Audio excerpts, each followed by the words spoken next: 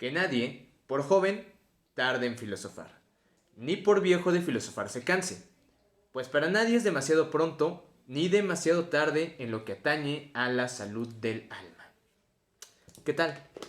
Mi nombre es Miguel Ángel y les doy la bienvenida a la séptima carta. Esto que acabamos de leer es el inicio justamente de una carta que escribió Epicuro a Meneceo, y de esto quiero hablarles el día de hoy. Así que si no empiezo a divagar como es costumbre mía, la estructura del video va a ser básicamente quién es Epicuro, por qué hablar de él y propiamente pues los temas de la carta. Epicuro fue básicamente un filósofo heleno, es decir, un filósofo que nació y vivió en Grecia o en los territorios conquistados por los griegos. Y pues obviamente fue influenciado por la religión, la cultura, el pensamiento, costumbres de los griegos. En este caso, pues es obviamente influenciado por la filosofía, Aristóteles, Platón, los cínicos, etcétera, etcétera. Y es justamente en contraposición contra estas escuelas, contra el platonismo, Aristóteles y demás, que cobra relevancia o que podemos empezar a hablar de Epicuro. ¿Por qué? Porque es un autor muy importante y que sin embargo casi no se le estudia. Las escuelas como son justamente los cínicos, el hedonismo, el estoicismo, los escépticos y pues obviamente con ellos los esbozos pirrónicos, etcétera, son escuelas que no se estudian tanto.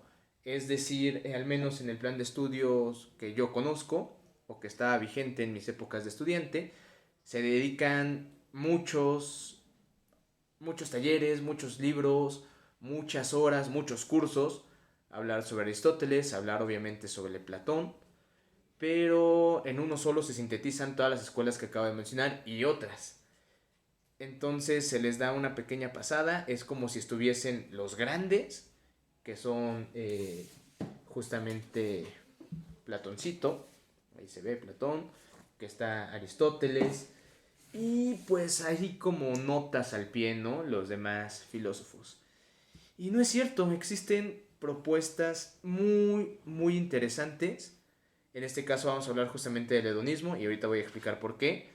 Pero también estuve y estoy súper traumado, por ejemplo, con los escépticos. Y son cuestiones que básicamente se tocan o nunca o muy rápido y no se vuelve a hablar de ellos básicamente jamás.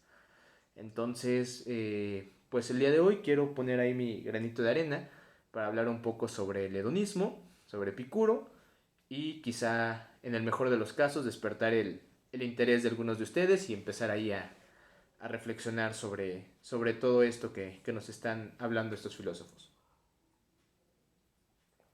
El hedonismo. Epicuro es pues el máximo representante del hedonismo, es fundador de esta escuela, que también es obviamente llamada la escuela epicúrea, y pues enseñaba en lo que se le conoce o se le conocía como el jardín, que básicamente era eso, terrenos que compró Epicuro para tener su propia escuela filosófica.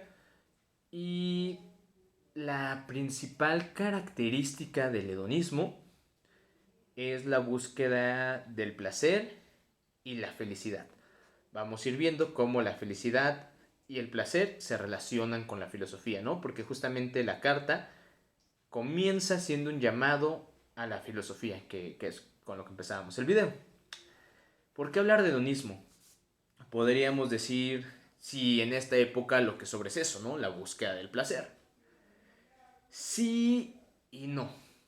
Porque de entrada entender o reducir el hedonismo, el epicureísmo solo a una búsqueda de placer sin más es completamente erróneo. Y es lo que hacemos en el común de los casos. Si a alguien se le pregunta, oye, ¿qué es el hedonismo? Y sabe un poquito, te va a decir eso, la búsqueda del placer y punto. Y se tiene la idea de que es un placer desenfrenado. De hecho, pues uno podría pensar es eso, ¿no? Beber en exceso, tener relaciones sexuales en exceso, comer en exceso, todo lo que me satisfaga, pues lo voy a hacer, ¿no? Porque es la búsqueda del placer. Y esa es una idea bien tergiversada de lo que es el hedonismo. De hecho, no es una idea reciente, sino que hay contemporáneos de Epicuro que se expresaban así de él, que decían, ¿sabes qué? Es que ese tipo o esos tipos, pues los epicureístas se la pasan así, ¿no? Comiendo en exceso, vomitando de tanto que comen y tanto beben. Y pues ahí te quedaría la duda, ¿no? ¿Cómo podemos hablar de una ética, que es lo que va a desarrollar la escuela epicura, si se la basan en ese sentido? ¿Es una ética tal vez del exceso? Pues no.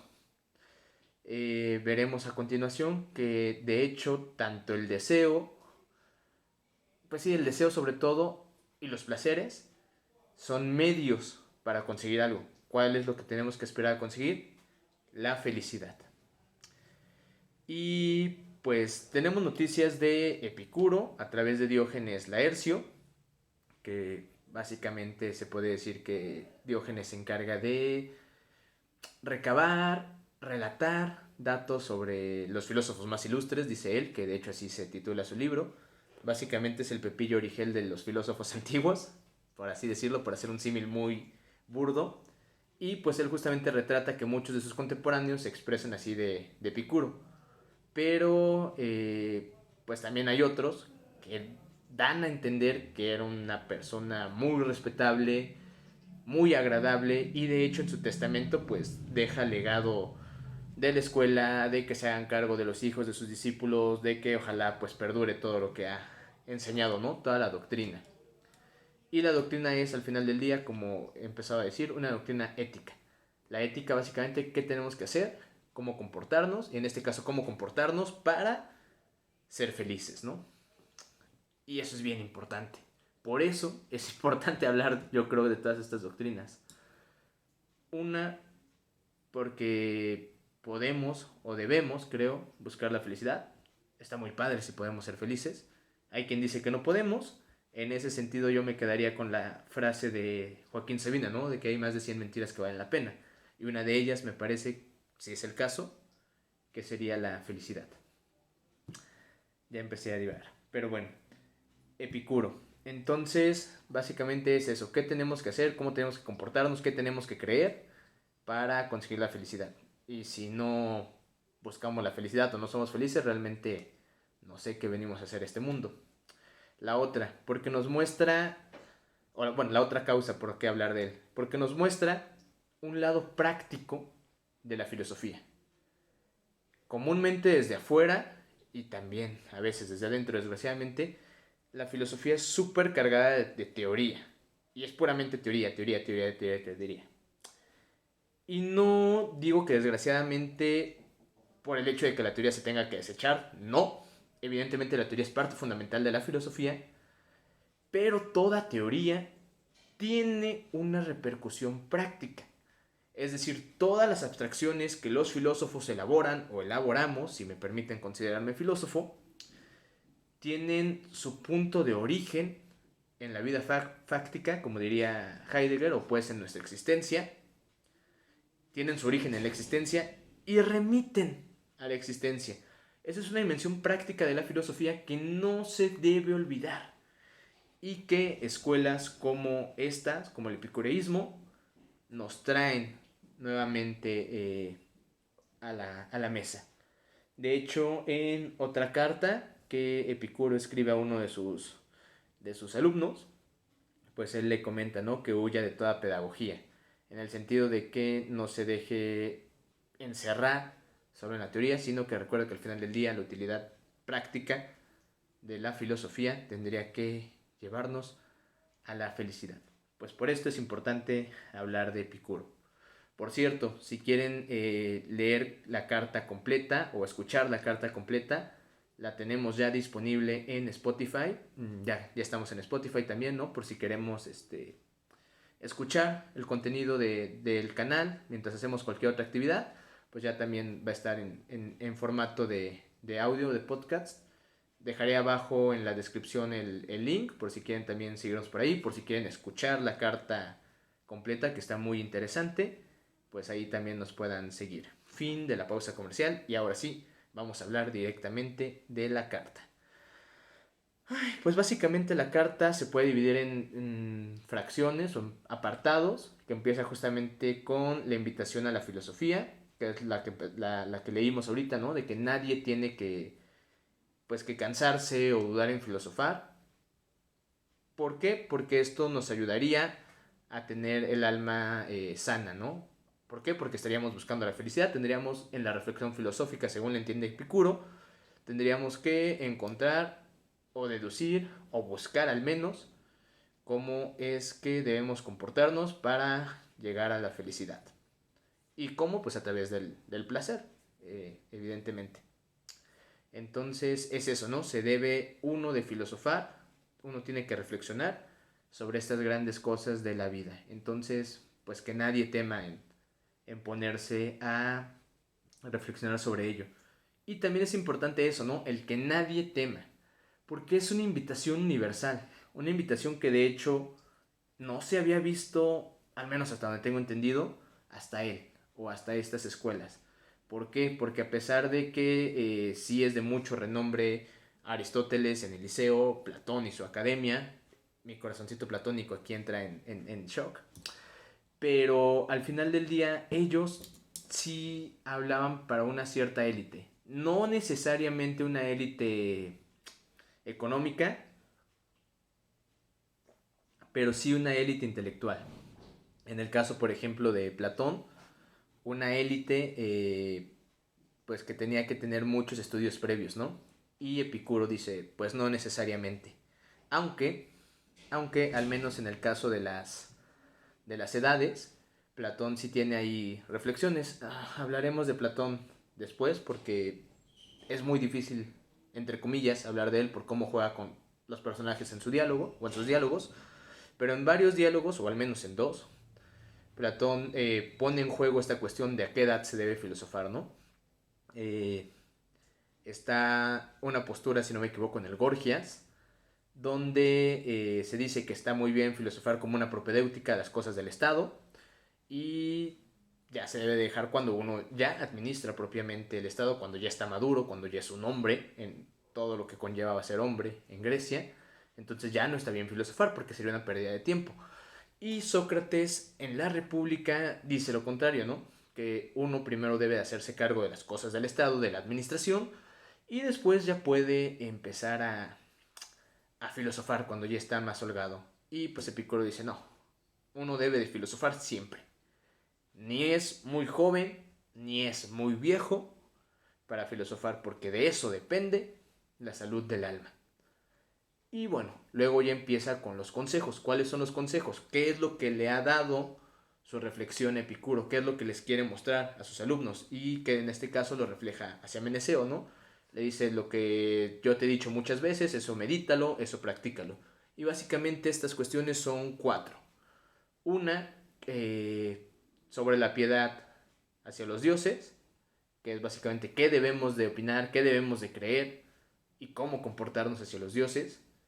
La segunda es, pues básicamente cómo comportarnos, pues hacia el placer más bien, cómo comportarnos hacia los deseos, cómo comportarnos hacia el sufrimiento y pues básicamente la cuarta es cómo debemos comportarnos ante la muerte.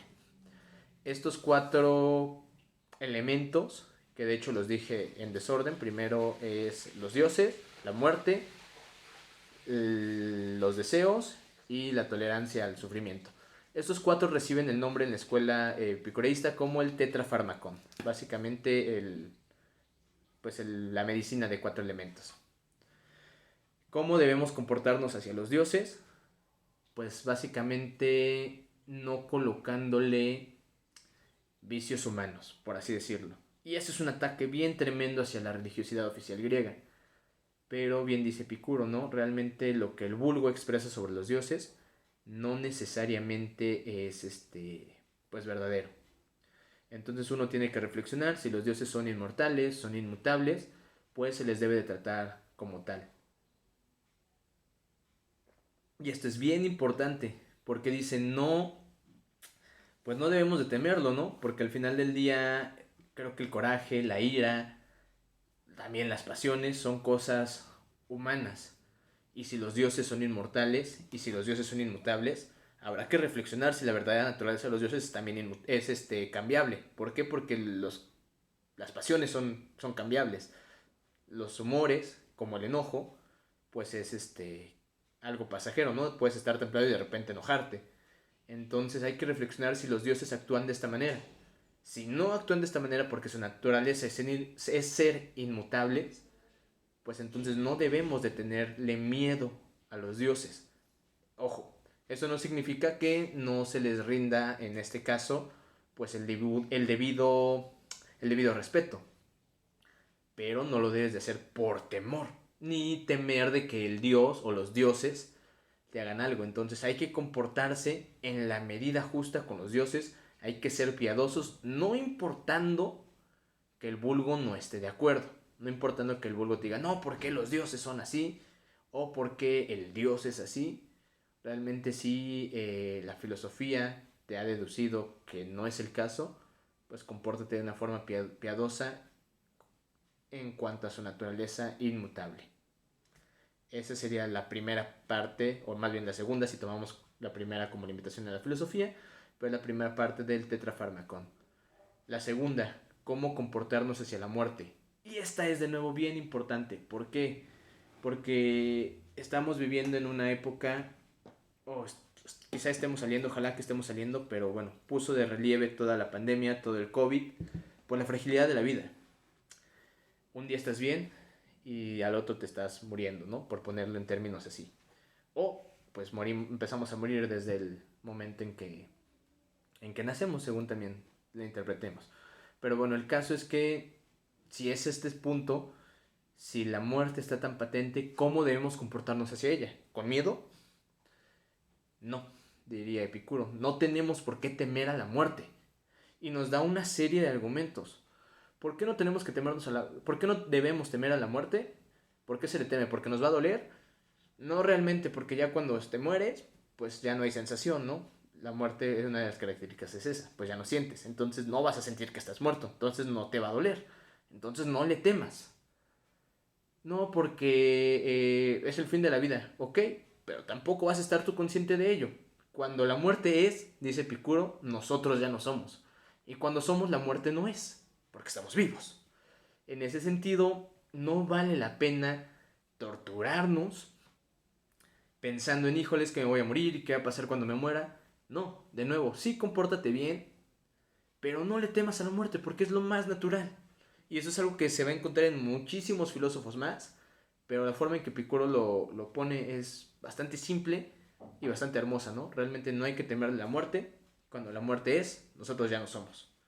Entonces, pues no hay que dejar que la muerte nos inmovilice, o el temor, pues, a la muerte. Esa sería la segunda parte del tetrafármaco. Tercera, cómo regular los deseos. Y aquí es donde entraba justamente lo que les decía, ¿no? El epicureísmo o el hedonismo no es un deseo desbordado. Pum, pum, pum, voy a comer en exceso. En este caso, por ejemplo, a mí me encantan los tacos al pastor. Voy a comer tacos al pastor todos los días, a todas horas y cuantos pueda. Pues no, porque al final del día eso me va a hacer daño. Y cuando me hacen daño las cosas, pues no soy feliz. Eso en un primer momento.